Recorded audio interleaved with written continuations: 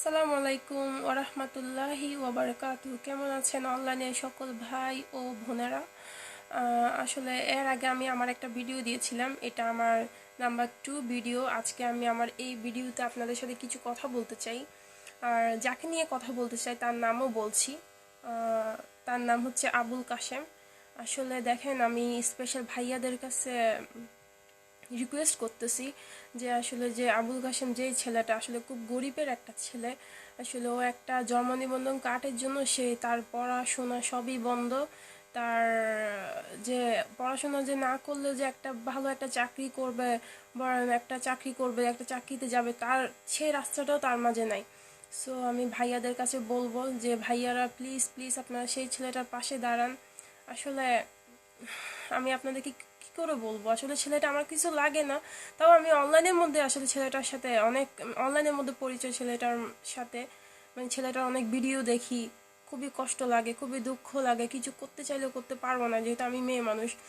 আর ভাইয়াদেরকে বলতেছি যে ভাইয়ারা আপনাদের যারা মানে বাংলাদেশে আছেন, আপনারা প্লিজ আপনারা সেই ছেলেটার পাশে দাঁড়ানোর চেষ্টা করবেন। আসলে তার পৃথিবীতে বলতে গেলে কেউ নেই। মা আছে, তার মা তো পাগল, আপনারা তো জানেনই খুব ভালো করে। সো আমি আপনাদের কাছে আজকে রিকোয়েস্ট করব যে আপনারা নিশ্চয়ই আমার কথা রাখবেন, আর আশা করি রাখবেন। আর যারা যারা আমার ভিডিওটা শুনেন সবার সাথে শেয়ার করবেন। আপনারা প্লিজ প্লিজ প্লিজ সেই ছেলেটার পাশে দাঁড়ানোর চেষ্টা করবেন। আসলে আমরা অনেক সময় ভাবি যে গরিবের পাশে, মানে তার কথাগুলো আমরা শুনেই চুপ করে আসি। আর অনেক সময় দেখা যায় অনেক লোক গরিবকে হেল্প করতে যায়, আর হেল্প করতে গিয়ে দাঁড়িয়ে থাকে, মানে ভাবে যে আল্লাহ আমার কাছে 10 টাকা আছে, 10 টাকা থেকে যদি ওই গরিব মানুষটাকে 2 টাকা দিই আমার কোনো কমে যাবে না তো।